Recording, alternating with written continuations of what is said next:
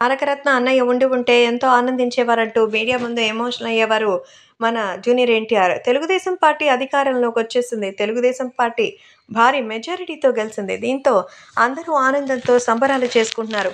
నారా వారి కుటుంబంలో అయితే ఎంతో సంచలనంగా అయితే మారినటువంటి సంగతి తెలిసిందే.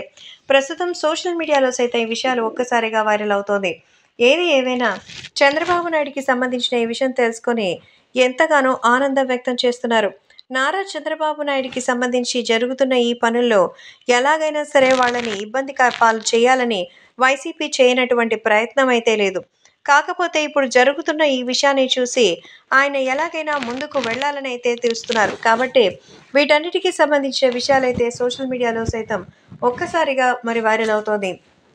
అంతేకాకుండా నారా చంద్రబాబు నాయుడు గారిని ఇబ్బంది పాలు చేయడమే కాకుండా ఆయన్ని అరెస్ట్ కూడా చేయించారు. ప్రస్తుతం ఆయనకి సంబంధించిన అన్ని విషయాలు సైతం ఎంతగా సంచలనంగా మారిందో తెలిసిందే. కాబట్టి ఇప్పుడు సోషల్ మీడియాలో సైతం చంద్రబాబు నాయుడు అపరిమితమైనటువంటి మెజారిటీతో భారీగా గెలిచిన తర్వాత ఆయన్ని ఎవ్వరూ ఇప్పుడు అడ్డుకోలేనటువంటి పరిస్థితి. అందుకే ఇప్పుడు సాధించిన ఈ విజయంతో అందరూ ఆనందంగా ఉండగా జూనియర్ ఎన్టీఆర్ కూడా సంతోషాన్ని వ్యక్తం చేశారు.